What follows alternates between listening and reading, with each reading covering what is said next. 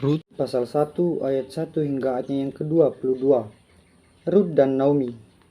Pada zaman para hakim memerintah, ada kelaparan di tanah Israel.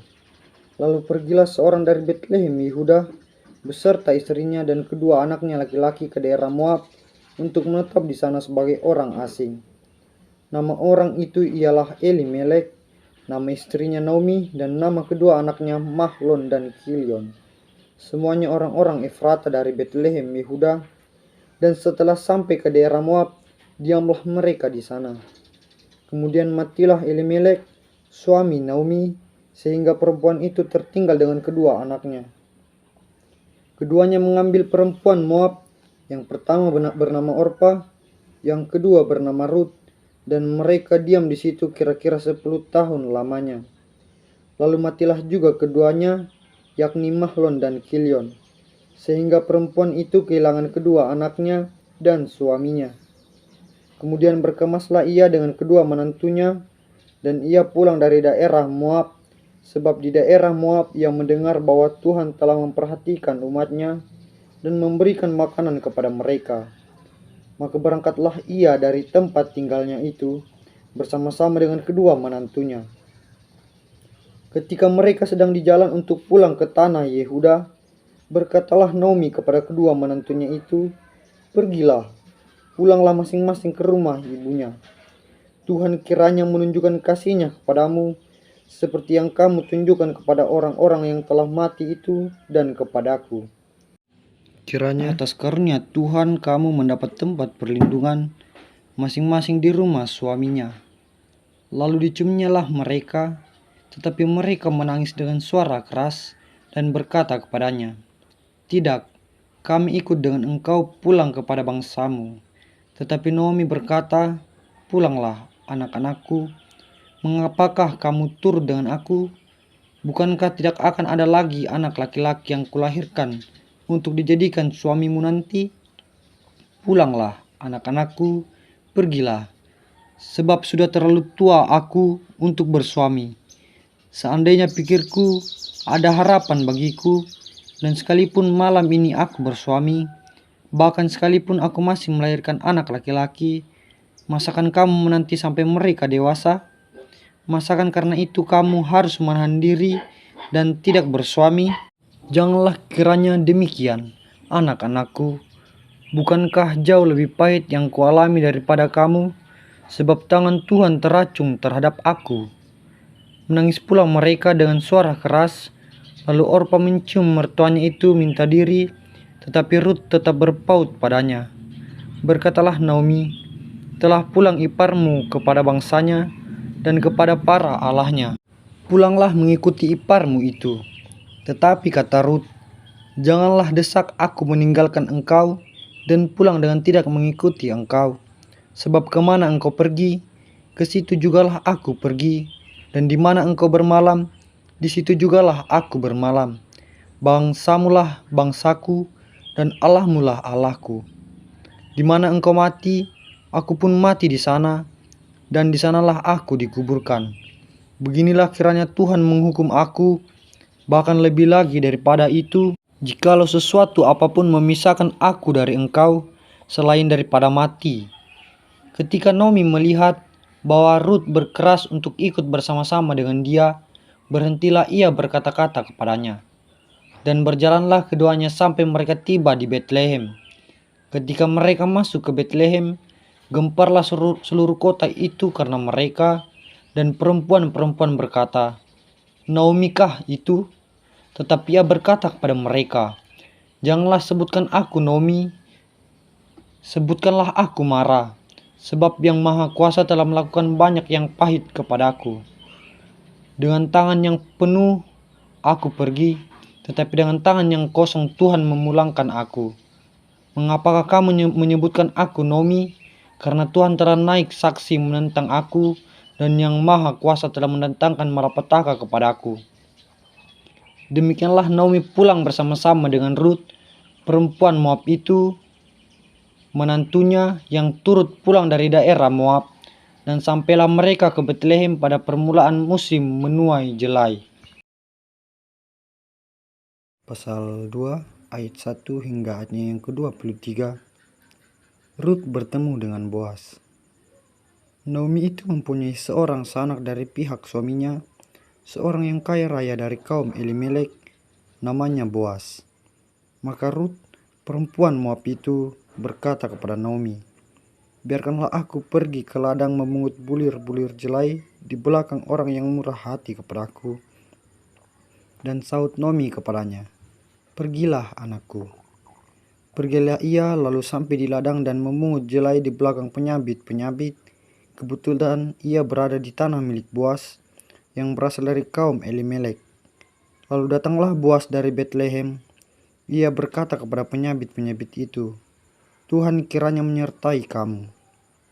Jawab mereka kepadanya, "Tuhan kiranya memberkati Tuan." Lalu kata Boas kepada bujangnya yang mengawasi penyabit-penyabit itu, "Dari manakah perempuan ini?" Bujang yang mengawasi penyabit-penyabit itu menjawab, "Dia adalah seorang perempuan Moab. Dia pulang bersama-sama dengan Naomi dari daerah Moab."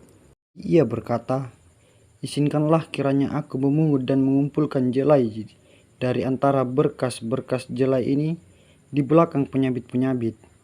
Begitulah ia datang dan terus sibuk dari pagi sampai sekarang, dan seketika pun ia tidak berhenti.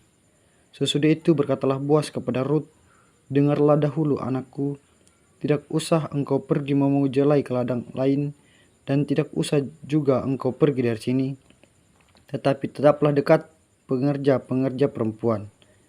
Lihat saja ke ladang yang sedang disabit orang itu.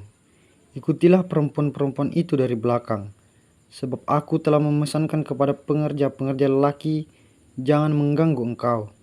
Jika engkau haus, pergilah ke tempayan-tempayan dan minumlah air yang dicedok oleh pengerja-pengerja itu."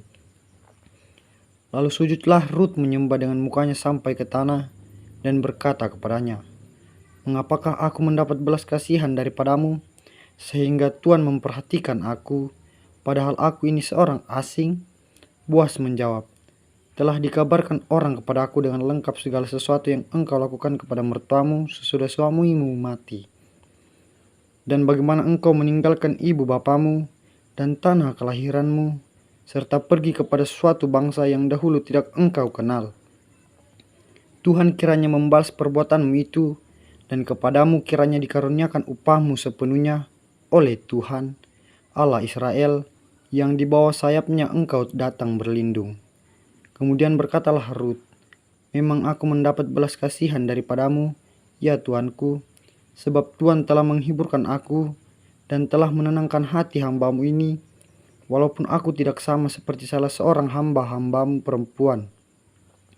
Ketika sudah waktu makan, berkatalah Boas kepadanya, "Datanglah kemari, makanlah roti ini dan celupkanlah suapmu ke dalam cuka ini."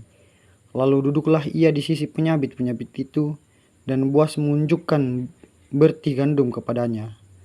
Makanlah Rut sampai kenyang, bahkan ada sisanya. Setelah ia bangun untuk memungut pula, maka Boas memerintahkan kepada pengerja-pengerjanya, dari antara berkas-berkas itu pun ia boleh memungut, janganlah ia diganggu. Bahkan haruslah kamu dengan sengaja menarik sedikit-sedikit dari onggokan jelai itu untuk dia dan meninggalkannya supaya dipungutnya. Janganlah berlaku kasar terhadap dia." Maka ia memungut di ladang sampai petang, lalu ia mengirik yang dipungutnya itu, dan ada kira-kira seeva jelai banyaknya. Diangkatnya lah itu, lalu masuklah ia ke kota. Ketika mertuanya melihat apa yang dipungutnya itu, dan ketika dikeluarkannya dan diberikannya kepada mertuanya sisa yang ada setelah kenyang itu, maka berkatalah mertuanya kepadanya, "Di manakah engkau memungut dan di manakah engkau bekerja hari ini? Diberkatilah kiranya orang yang telah memperhatikan engkau itu." Lalu diceritakannya lah kepada mertuanya itu pada siapa ia bekerja. Katanya, "Nama orang pada siapa aku bekerja hari ini ialah Boas." Sesudah itu berkatalah Naomi kepada menantunya, "Diberkatilah kiranya orang itu oleh Tuhan yang rela mengaruniakan kasih setianya kepada orang-orang yang hidup dan yang mati." Lagi kata Naomi kepadanya, "Orang itu kaum kerabat kita, Dialah salah seorang yang wajib menebus kita. Lalu kata Rut, perempuan Moab itu. Lagi pula ia berkata kepadaku, tetaplah dekat pengerja-pengerjaku sampai mereka menyelesaikan seluruh penyabitan ladangku. Lalu berkatalah Naomi kepada Rut menantunya itu, ya anakku, sebaiknya engkau keluar bersama-sama dengan pekerjanya perempuan, supaya engkau jangan disusai orang di ladang lain. Demikianlah Rut tetap dekat pada pengerja-pengerja perempuan Boas untuk memungut, sampai musim menuai jelai dan musim menuai gandum telah berakhir. Dan selama itu ia tinggal pada mertuanya. Pasal 3 ayat 1 hingga ayatnya yang ke-18. Rut dan Boas di tempat pengirikan. Lalu Naomi, mertuanya itu, berkata kepadanya, anakku, apakah tidak ada baiknya jika aku mencari tempat perlindungan bagimu, supaya engkau berbahagia? Maka sekarang, bukankah Boas, yang pengerja-pengerjanya perempuan telah kau temui itu, adalah sanak kita? Dia pada malam ini menampi jelai di tempat pengirikan. Maka mandilah dan beruraplah, pakailah pakaian bagusmu, dan pergilah ke tempat pengirikan itu. Tetapi janganlah engkau ketahuan kepada orang itu sebelum ia selesai makan dan minum. Jika ia membaringkan diri tidur, haruslah engkau perhatikan baik-baik tempat ia berbaring. Kemudian datanglah dekat, singkapkanlah selimut dari kakinya, dan berbaringlah di sana. Maka ia akan memberitahukan kepadamu apa yang harus kau lakukan. Lalu kata Rut kepadanya, segala yang engkau katakan itu akan kulakukan. Sesudah itu, pergilah ia ke tempat pengirikan, dan dilakukannya tepat seperti yang diperintahkan mertuanya kepadanya. Setelah Boas habis makan dan minum, dan hatinya gembira, datanglah ia untuk membaringkan diri tidur pada ujung timbunan jelai itu. Kemudian datanglah perempuan itu dekat dengan diam-diam. Disingkapkannya selimut dari kaki Boas, dan berbaringlah ia di situ. Pada waktu tengah malam dengan terkejut, terjagalah orang itu, lalu meraba-raba ke sekelilingnya, dan ternyata ada seorang perempuan yang berbaring di sebelah kakinya. Bertanyalah ia, siapakah engkau? Ini jawabnya, aku Rut, hambamu. Kembangkanlah kiranya sayapmu melindungi hambamu ini, sebab engkaulah seorang kaum yang wajib menebus kami. Lalu katanya, diberkatilah kiranya engkau oleh Tuhan, ya anakku. Sekarang engkau menunjukkan kasihmu lebih nyata lagi daripada yang pertama kali itu, karena engkau tidak mengejar-ngejar orang-orang baik, baik yang miskin maupun yang kaya.